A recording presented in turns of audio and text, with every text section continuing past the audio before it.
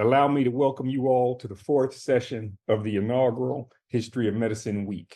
My name is Adam Biggs, and I'm an assistant professor in the Department of Science and Technology Studies at Rensselaer Polytechnic Institute. I'm also the chair of the Education and Outreach Committee for the American Association for the History of Medicine and the host of this series. History of Medicine Week is the product of several conversations that took place in committee and with the AAHM Council, and is part of our organization's larger effort to build meaningful connections with communities that extend beyond our familiar academic networks. Theme for this week is broader audiences, meaningful engagement.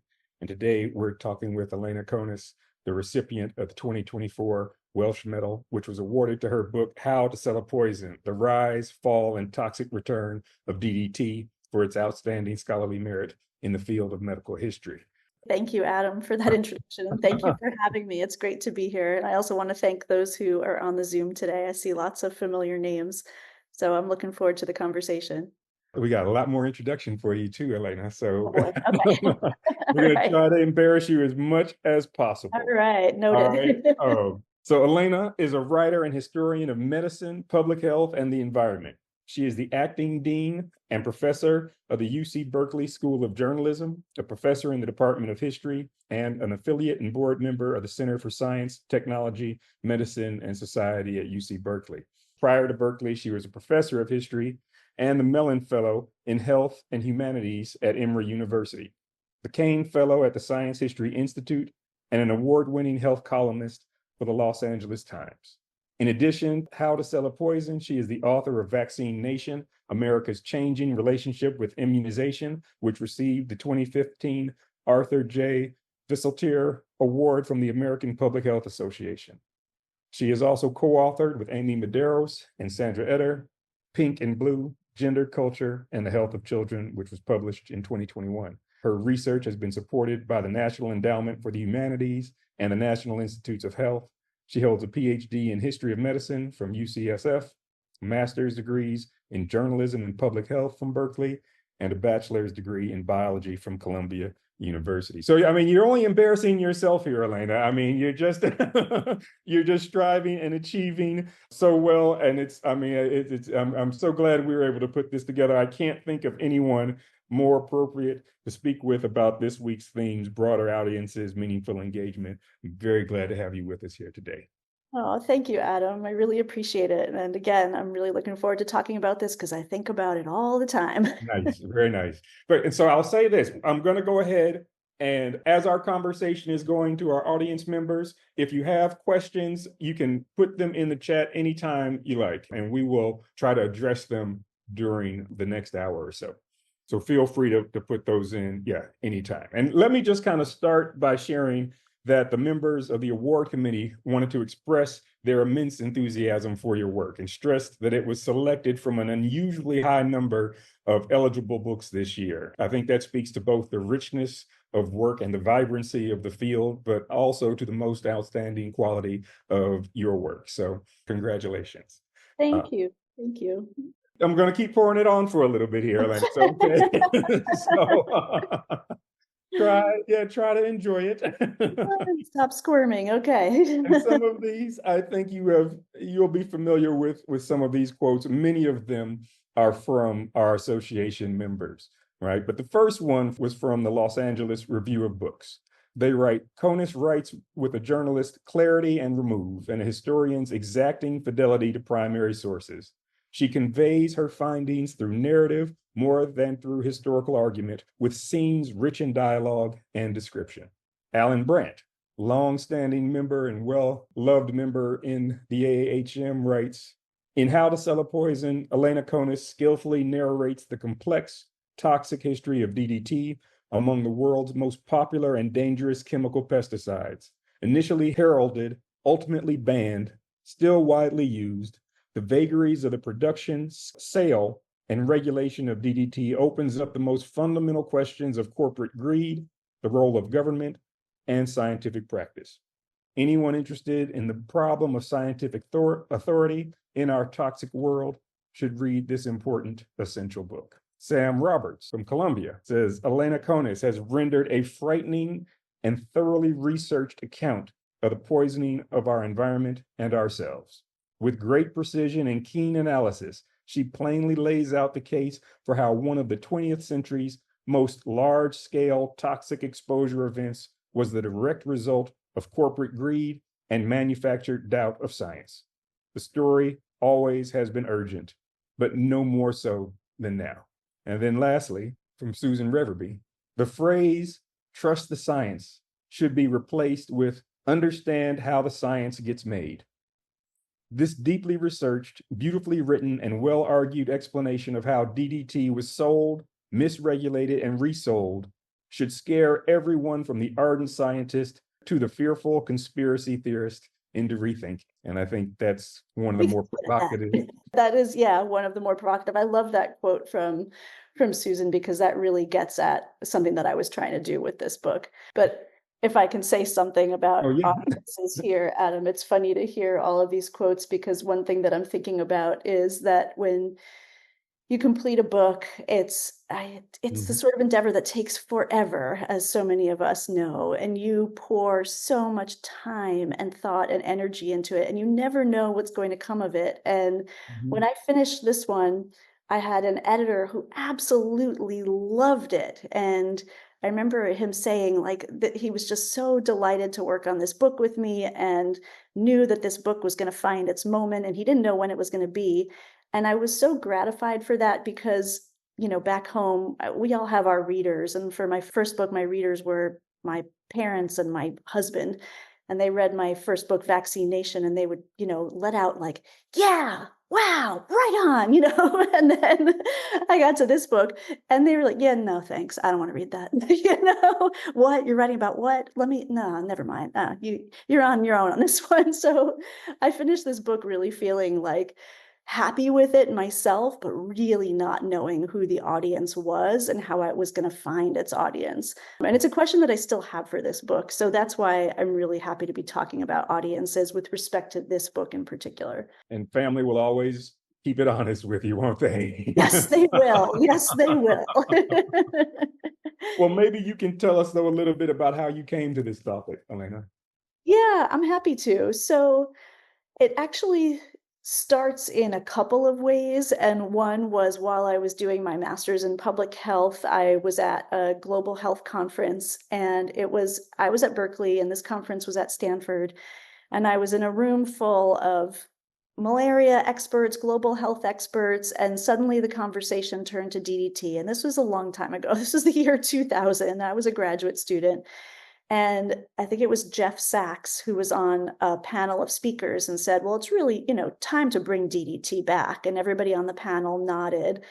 And I was just so shocked by this, because I had always grown up thinking of DDT as this horrible toxic offender that, you know, we had done right by in banning and curbing its use. And so the fact that these people who I admired and respected were saying, nope, try to bring it back, made me just, I mean, after my jaw dropped to the ground, I just became so curious about how our assessments of scientifically determined risks and hazards can change so much in the course of a single lifetime. And at the point that I was in my life, it was a short lifetime.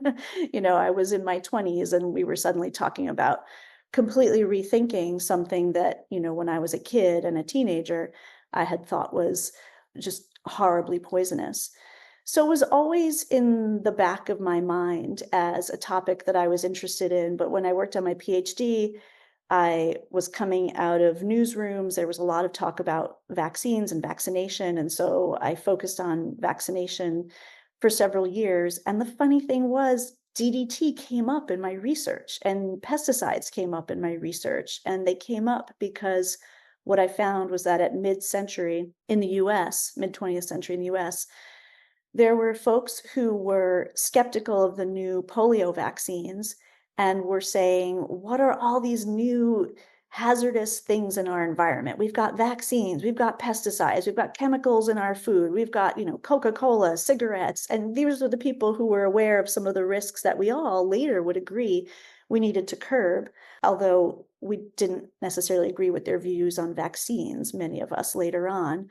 But I was so curious that they, back in the 1950s, were already looking at DDT skeptically and would very soon be labeled, especially for their anti-vaccine views in particular, quacks and, ignoramuses, and dismissed as anti-scientific. So the kind of seed of this book was, well, how were these voices who in the 1950s were really identifying some of the biggest risks down the line, and yet at the same time, they were worried about risks of things health professionals in particular would decide weren't risky at all. Like, how did they hold these paradoxical views, and what sense can we make of how collectively the health professions, assessed those views and also assessed the targets of those views over time? So all this is to say, because DDT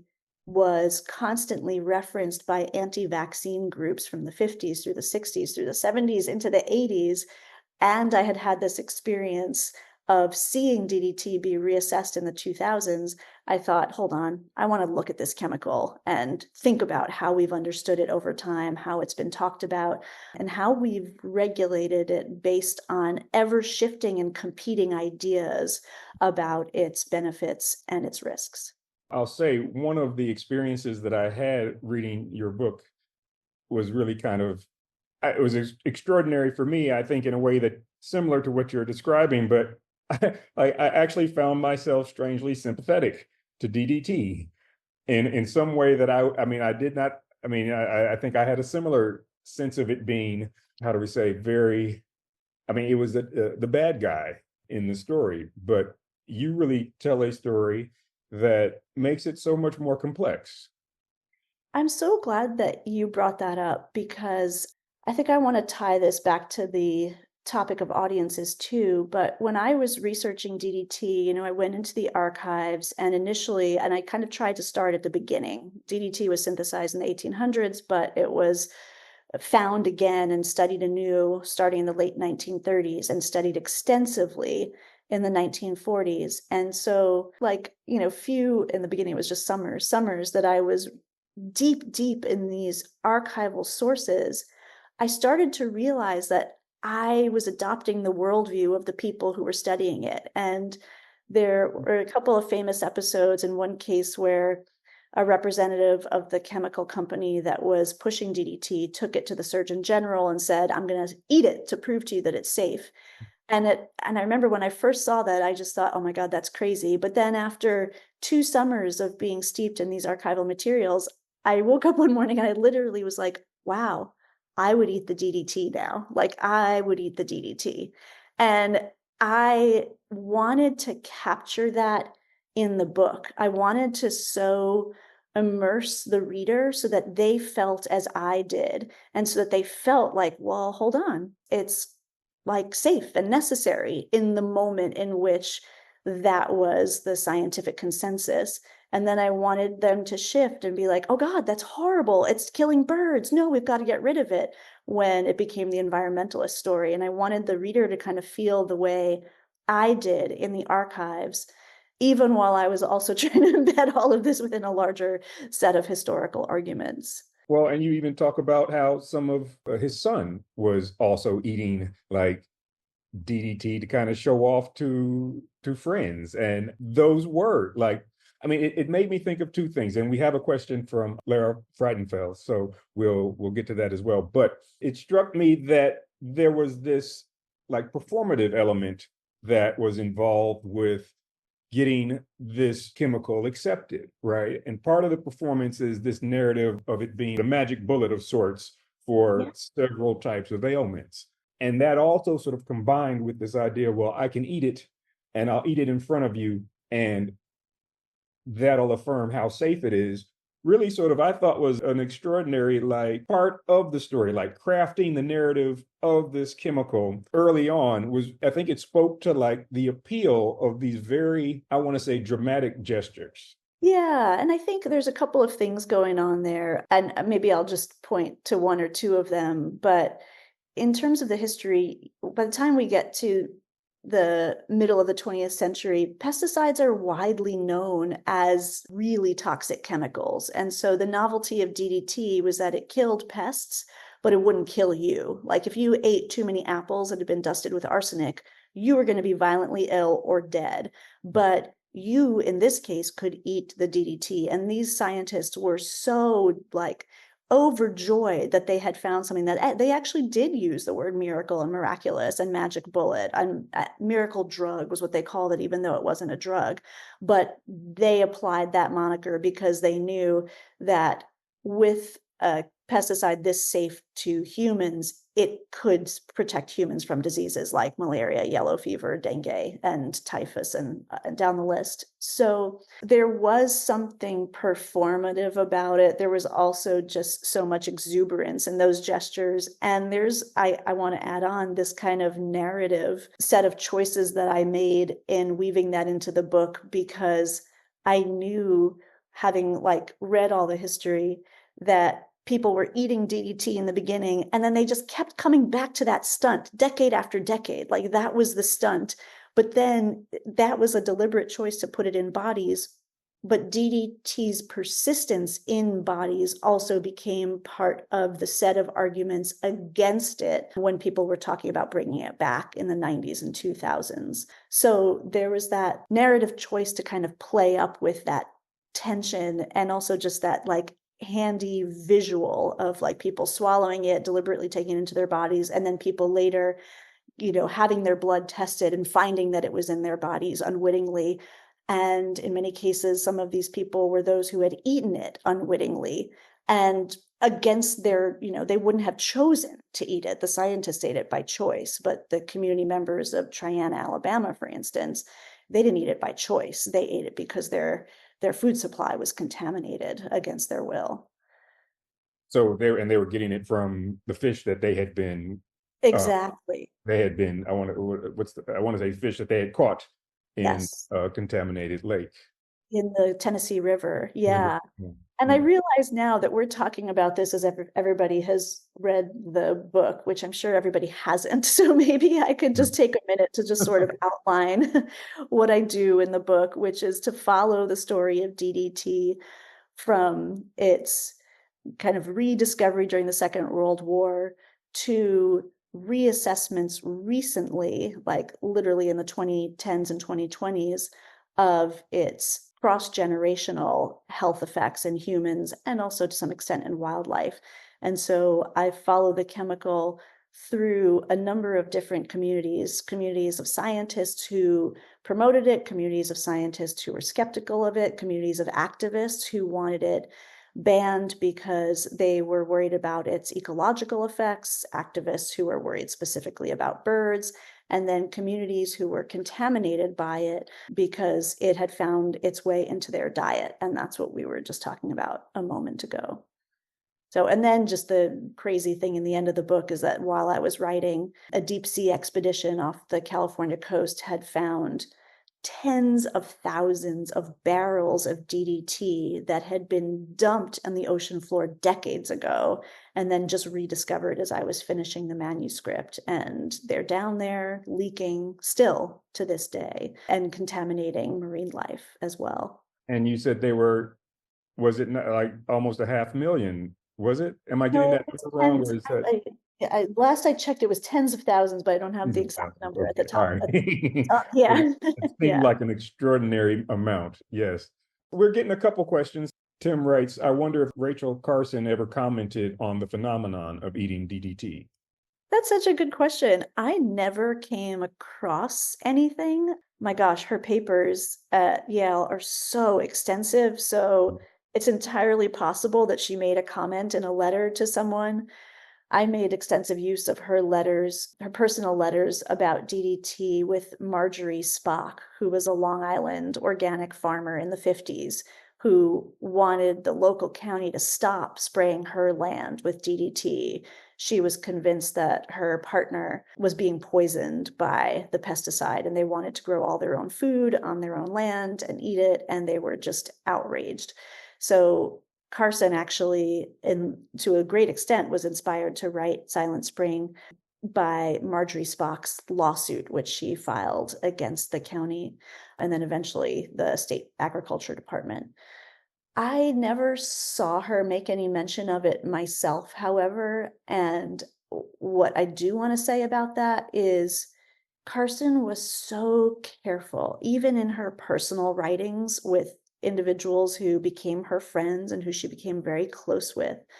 She was so, so careful, even when she was feeling like excited that she was on the brink of discovering something that hadn't been pieced together before. She always said it with such elegant restraint. And so I think even if we found her commenting on somebody eating DDT, she would have commented on it with that characteristic elegant restraint, as I think of it. So if anybody finds it, I'd be curious to read it, but I didn't come across it myself. Let's look at Laura's question as well. She said, how much is the impact of a book really downstream? You become an expert journalist and others call for insight and quotes. And if that's the outreach opportunity, how do we impart nuance when we aren't in control of the narrative?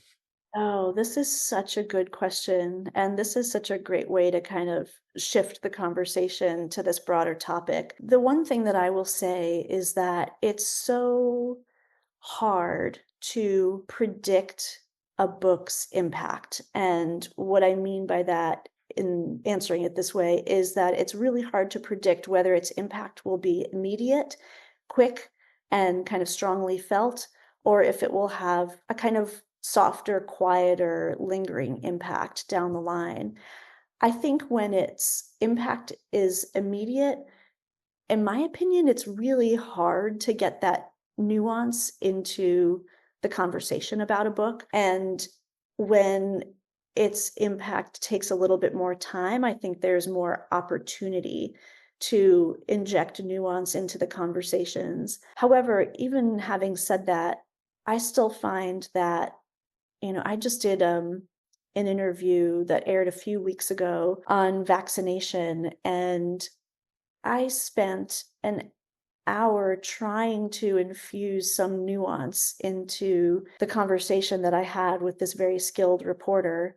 And in the final cut of the piece that aired, a lot of that nuance was gone. And I use this example just to say that the author or the writer loses a lot of that control once they start talking publicly and answering reporters' questions. And the way that I've, at least initially, tried to retain that control with How to Sell a Poison was to work with a team at my publisher who helped me place not just opinion pieces, but sort of longer form pieces in outlets like Wired and LitHub, where, a piece I was never able to convince the New York Times editors that I pitched to publish anything related to my DDT work. But even if I had, I don't think that I would have been able to publish something with the nuance that I felt comfortable with. And this has to do with where journalism has gone increasingly, I think, which is toward ever more simplified and unfortunately polarized and polarizing narratives. And so what I've found helpful to myself is to try to get as many different types of narratives related to a book out there, and also to just try to find peace with the fact that there's only so much control that you do have once you start talking to journalists and reporters. I still think it's a valuable use of our time, and maybe we could talk more about this if people are interested in it, but it comes with this, what I think a lot of historians and scholars feel like is a significant downside or set of risks, which is that all of the complexity that we try to infuse our stories with will get stripped down to something very, very simplified. And it puts us in the position of having to anticipate that simplification and maybe, to the best of our ability, come up with some sound bites that push against it or that fit into that model of simplified narratives. And also, if we think it's worth it, just be okay with some level of simplification and hold back on the things that we think will end up doing more harm than good once the complexity is stripped away. And so you are saying, I mean, so much of what you're speaking to right now, I think there are two questions that it's sparking for me, but I'm going to ask to sort of follow up on Laura's question. Does that also apply in some ways when we're talking across discipline? Ooh, yeah, that's a really good question. I think that it does. And I think often that I've encountered this in, again, just to use my own work as an example, although I think so many people encounter this. For instance, I write about vaccination. I talk a lot about, it's the same idea that was encapsulated in Susan Reverby's quote, trust the science, let's let go of that, let's understand how the science is made. We ask people with respect to vaccines, trust the vaccine science instead of really like understand what we're doing here. Although there's definitely been a move toward that increasingly.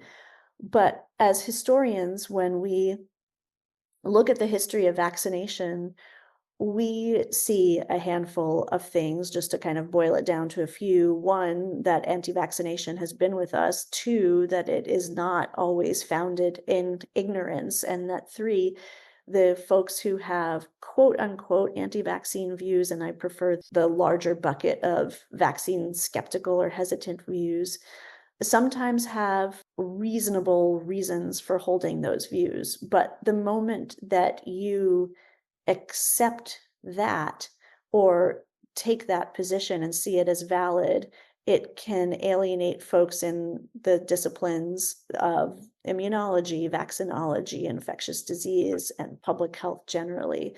So I think it is a hazard that we come up against when talking across disciplines for sure. Well, and so this is great because I think this also sort of takes me into this other like complexity that I think your work is really wrestling with here, which is to say that, and when you are talking with people who are very much invested in the authority of science, like part of what your work does is sort of explore like how this kind of authority actually works in some way. And that is to say, sometimes it's not always about trusting the science, but it's trusting the organization that is producing the science, right? And so, and you write about how there are several different takes on DDT from different government organizations, whether that's the FDA or the USDA or the CDC, and the AMA seems to have different opinions about it. The USPHS seems to have different opinions about it. And so all of these folks who are seemingly working in good faith have very different perceptions about the level of toxicity, the level of danger that's associated with this chemical. I mean, in some ways, what you are saying is that even, I mean, to the extent that people know about that, there's some very legitimate reasons why you would say, okay, I have questions to just, I'm less comfortable deferring to their expertise when it's not clear that there is a singular view or a singular opinion on what this chemical does. Yeah, and you've actually just hit the nail on the head. One of the other reasons why I wrote this book about DDT, that wrestling was what drew me to the topic. And I love that word because it's not one that I used, but it feels so fitting. Like all these views are on the mat.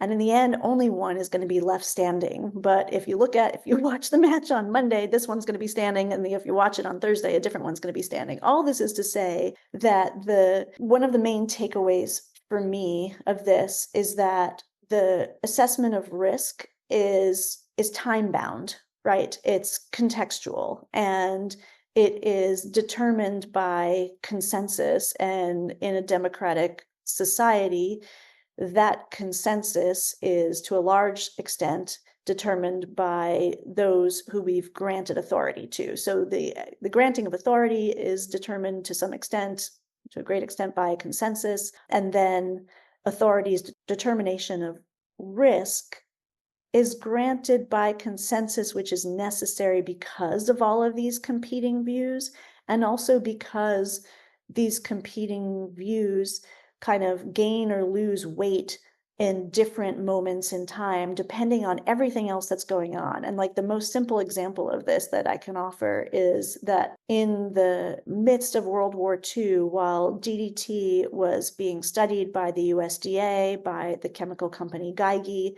and also by other governments in Europe, the FDA had a team of pharmacologists who were studying it and who were really, really troubled by what they were finding. They saw that it was building up in the bodies of lab animals, that it was building up in breast milk, and that when pups and other newborn lab animals were fed on it, like they ingested DDT.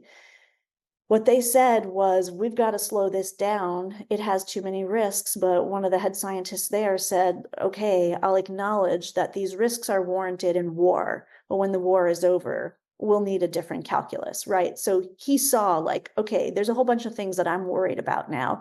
I want to document them so that everybody knows them. We need a different calculation when we get out of this war. The problem was that that calculation never came, right? Like one thing that happened was the, hackneyed metaphor, the horse was out of the barn and that was it. Like we had determined that quote unquote DDT was safe. That was the official line. Then it became beneficial, to say the least, to chemical companies to go with that after the war, to like flood the consumer market with their excess DDT, selling it to a consumer base that had bought the line that it was safe enough. And so it was impossible to go backwards and say, hold on, we're in a different moment now. We need to reassess the risks again. We were in a different moment. And in that moment, the kind of power of the consumer took over, and the power of these companies that became far bigger, more powerful, more wealthy over the course of the war took over. And so we had a different set of contexts, and they also led us to collectively assess the risks differently. So you could go like year by year by year, and there are different forces acting on the outside that determine, the outcome of this wrestling match. And I think that's like such a powerful kind of also way to begin to chip away at, I want to say, narratives about science that suggest there is an absolute truth, right? That definitions of health and definitions of risk and disease are very much context sort of specific in a lot of these situations. And I mean, I think one of the things that sort of struck me about this is that we might be able to tell a very similar narrative about something like Teflon, right? And PFAS chemicals, Yes. right? That are also sort of developed in sort of as part of wartime endeavors, nation state wartime kind of enterprises, but then get sort of brought into the consumer market and are very difficult to sort of reassess in ways that will make them or give us room to back off them or to be more conservative about how we make use of them. Yeah. Oh, I'm so glad that you mentioned that, because this is something that I've been thinking a lot about lately too. And it's, yes, all part of this larger idea that there, if you subscribe to this view, there are absolute truths in science, and then there are things that are not governed by the same kinds of absolute truths, but we give them the authority of absolute truthism. And I kind of want to say two things that are sort of unrelated here, but if you'll permit me the space to do so, I will. And one is that the whole science of vaccines, for instance, like has a whole bunch of set of absolute truths that guide their use, right? They protect individuals from disease or reduce the risk of serious disease. And we can demonstrate that over and over again. But there are a number of other truths that are kind of subsumed underneath that absolute truth, which is that some vaccines carry risks and some vaccines don't work 100% of the time and don't protect 100% of the people. And that when we get into those areas where the absolute truth has a few holes in it, but we're still talking about it as if it's absolute truth, that's where we lose public trust. And that's where the folks who were vaccine skeptical to begin with, like, get pushed more toward anti-vaccine. The other thing that I wanted to say about it, which I also already acknowledge is in a totally different direction, is I'm so gratified to you for bringing in PFAS and all of the what we now call forever chemicals, because it's been fascinating to me to see how we have quite a lot of discussion, attention, reporting on these chemicals. They are horrible. And the extent to which we are contaminated ourselves and to which our environment is contaminated with these chemicals is just mind-boggling. But we have nowhere near the public movement that we had against DDT in the late 1960s and 1970s, for instance. Mm. We simply don't have the same kind of public outrage. It's just unfolding in such a different way. And to me, it's even unfolding in a different way than things unfolded when, in the, again, early 2000s, there were findings coming out about plastics effects on, in particular, infants and fetuses. And there was a lot of attention to BPA, and we kind of solved the BPA problem by creating a whole bunch of other plastics that were BPA free, right? So we solved this health problem with a kind of consumer answer. Like, we didn't let go of plastics, just as we haven't let go of pesticides. And we simply just replaced one set of plastics with another, just like we replaced one set of pesticides with another. And so we'll be constantly chasing these risks, and plastics and pesticides also kind of share that same kind of origin story in that World War II and post-war moment. And in all the decades since then, we identify a risk, we ban the chemical or reduce its use, swap in some others, identify those risks. I mean, we're kind of like in a hamster wheel, in effect. But our collective, societal, cultural, social, even political reactions vary so much from one moment to another. That maybe takes me to another question about good faith in the corporate setting. And could you talk a little bit about the access that maybe you had to records that sort of give a sense of what, executives and other folks who were making decisions that were, in the production of these chemicals and substances, like how they thought of it? And you talk about, it's very clear that some of them are being very strategic. And then this is one of these moments I think I had of strange empathy for DDT, which is to say that I felt like it got used as a kind of political football in moments when it was sort of not necessarily, it didn't need to be a part of the story, particularly when talking about the tobacco industry. But is there a sense that, in the records that you look at, whether or not these sort of different corporate actors, not in terms of institutionally, not organizationally, but personally, do the people seem to believe that they're doing something that has a moral justification for it?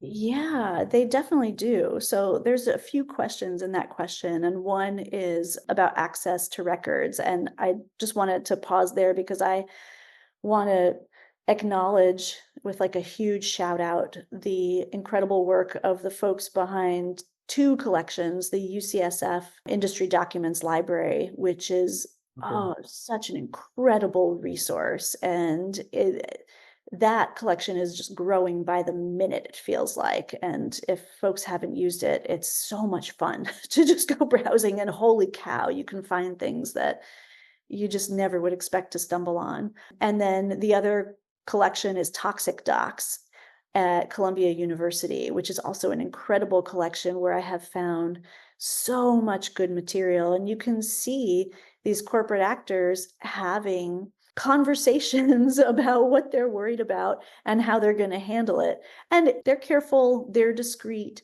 but they are very aware that they have a bottom line to protect. And it was really interesting watching what happens in the DDT story, which follows the tobacco script that so many of us are familiar with, but then sort of departs from it in this really interesting way. So to kind of summarize the whole story briefly, so I can explain what I mean by what I just said, after DDT's hazards came to light, the chemical manufacturing companies came together and started talking about how Congress was holding hearings, they were getting bad press, what were they going to do? And they hired a public relations firm, Hill and Knowlton, the same one that later went to work on behalf of the tobacco companies. And what Hill and Knowlton did was come up with what was at first like a fairly simple strategy. Like, we're just going to put the good news about chemicals out there into the news and the media, and we're going to put our CEOs, our executives on local radio and have them, publish pieces or talk to editorialists and have them publish about conversations with our presidents and whatnot. And it was just like good old simple, old-fashioned simple PR. Over time, and I'll just include like a handful of examples, their strategies had to evolve. So before Rachel Carson published Silent Spring, there were a couple of other things published. One by a journalist named William Longgood, who wrote the Poisons in Our Food. I think that's the title. And they just tarred Longgood and they just attacked him. And for them, it was easy. Like, he's not a scientist. He doesn't know what he's talking about. He has no authority to be talking about anything with respect to, diet and health and what's toxic and what's not. And so they practiced that on Longgood, and then they rolled it out on Carson. And the attacks were similarly personal, but even more vicious, especially because she was female and unmarried. So they shifted from, just putting out good news stories to attacking the messengers, to later starting to try to fund and produce their own science, then cultivate individuals, largely in the academy, who were scientists who held views that were favorable to corporate bottom lines. And so they kind of cultivated these folks as helpful talking heads. Then they began funding and supporting nonprofits that put these messages out in the media without the kind of touch or smell of corporate involvement. And then the last example in the DDT story, which is so interesting, was they just start attacking the kind of ideology behind fear of chemicals or worries about toxic contamination. And they attack the ideology in part by putting out narratives.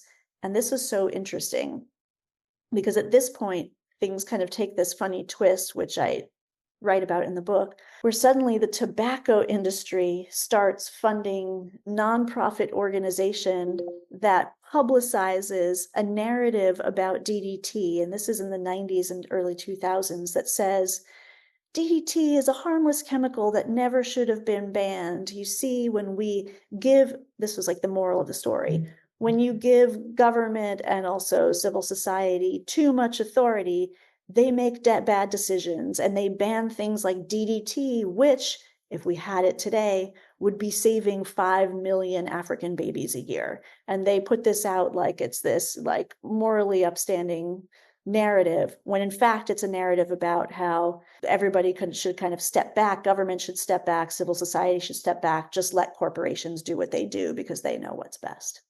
That was a very long answer to your question, Adam. But No, yeah, Elena, this is great. We have a couple more questions coming from the queue that I want to bring in as well. And I'll just start with the first one that's been waiting a little bit. Is there a plan? And I do have more questions, but I want to bring them in. Is there a plan to remove and destroy those DDT drums or canisters at the ocean floor?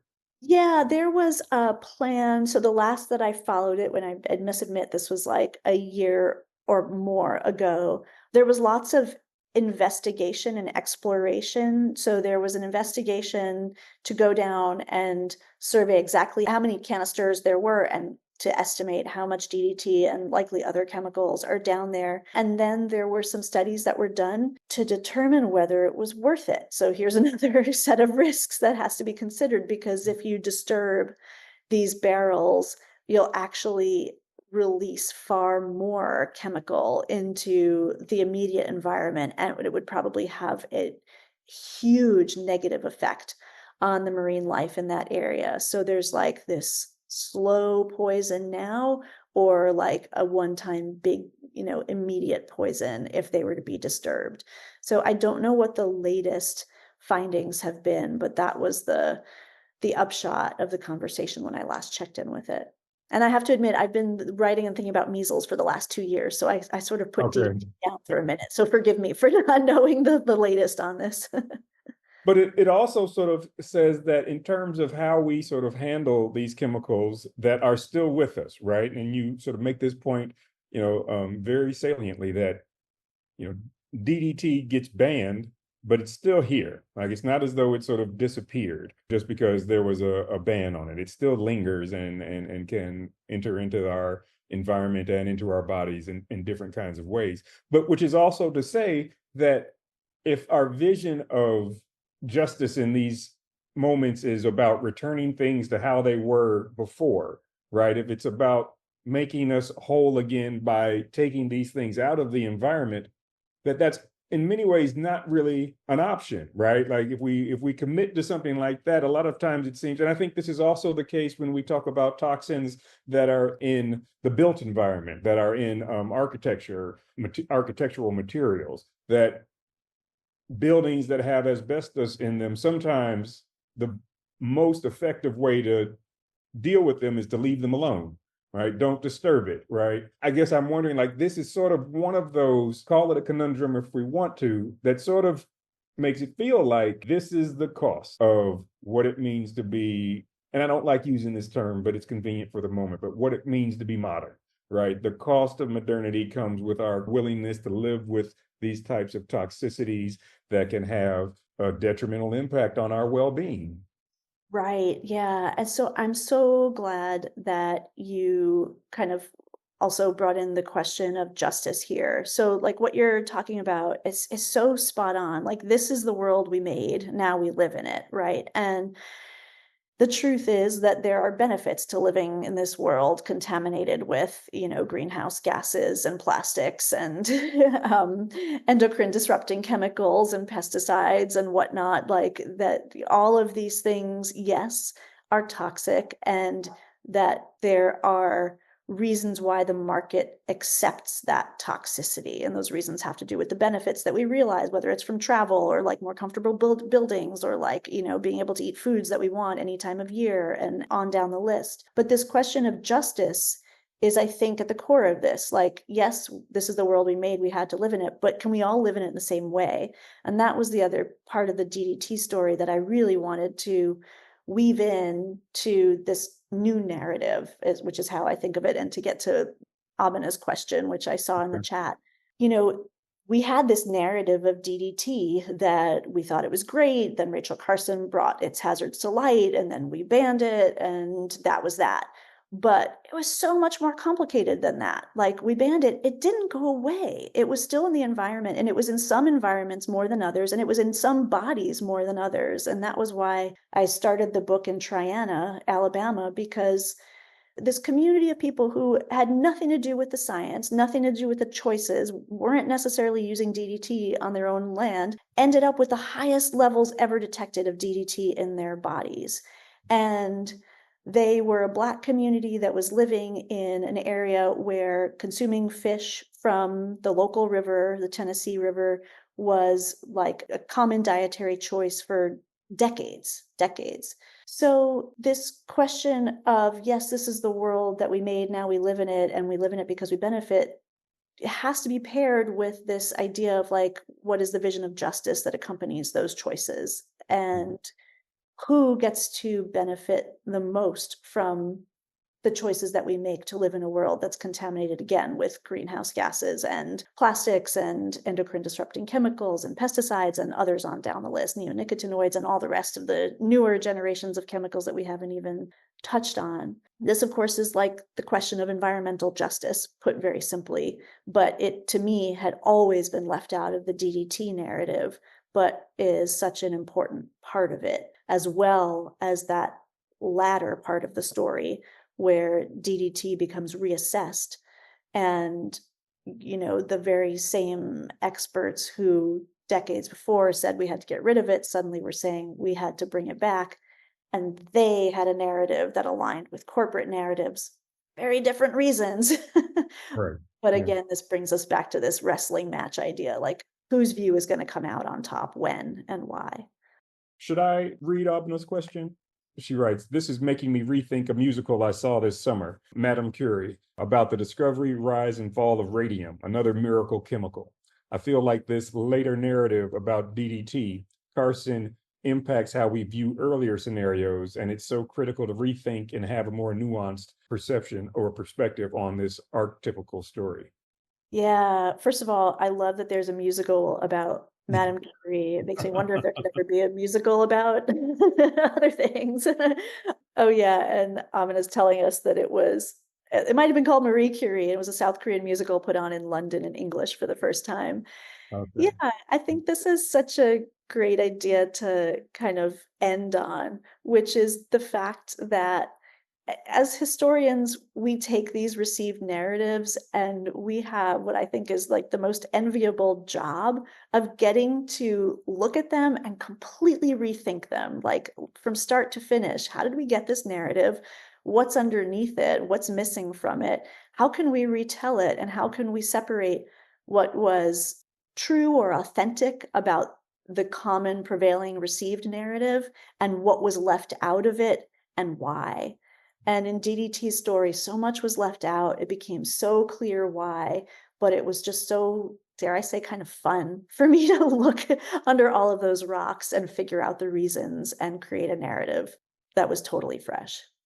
That's a great place for us to probably end on a great note on that. Even when you're working on something that's very fraught, like that there can be an enjoy that comes out of unpacking this in ways that maybe reveal its moral complexities, but also gives us a lens into how these things work in society as well. So a burden of sorts also, but also one that's very meaningful and satisfying in that kind of way. And I think that's a great way to kind of think about how we do work that's really difficult, but also really relevant. I'll just end there because we are at the 1 hour mark. Thank Thanks, you so much for everybody. this. Take care. All right. Thanks, Elena. Thank you.